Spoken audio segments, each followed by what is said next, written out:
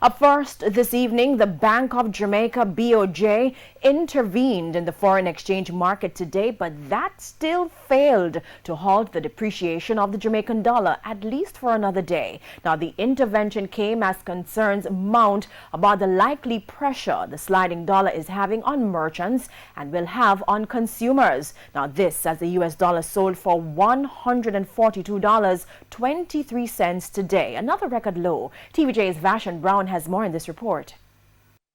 The US dollar has been trading at roughly 141 since the start of this month, while the Jamaican dollar has lost 5% of its value since October.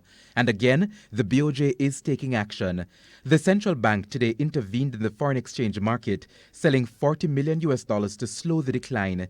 In a statement, the BOJ said the factors behind the recent depreciation are well known.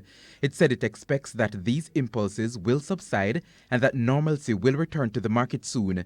Again, the BOJ is making the point that there has been an increase in demand for foreign currency due to the regular restocking by retailers for the Christmas season. In addition, there has been an extraordinary demand relating to portfolio transactions. Opposition spokesman on finance, Mark Golding, was among those calling for the central bank to do more to stop the slide. He says though the intervention was needed, the central bank could have done so much sooner. The market has been going through significant stress over the last really for over a month now.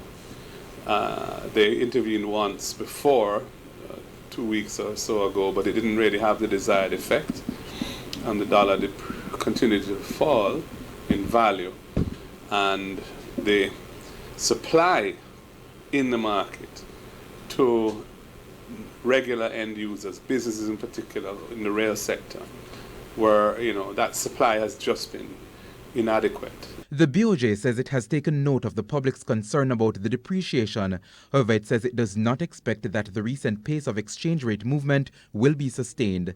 President of the National Consumers League, Michael Diamond, says his members have expressed unease with the movement of the dollar.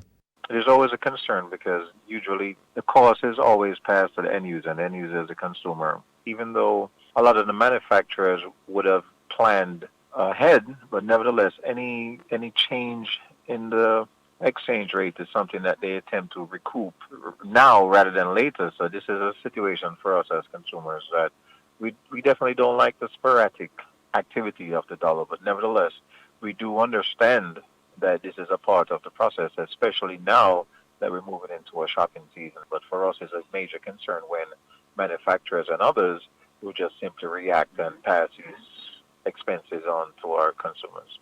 Mr. Golding argues that fears about possible price increases are legitimate. There's always a lag in time before the impact of this is felt in the inflation rate, and we don't know, for example, how long that will take.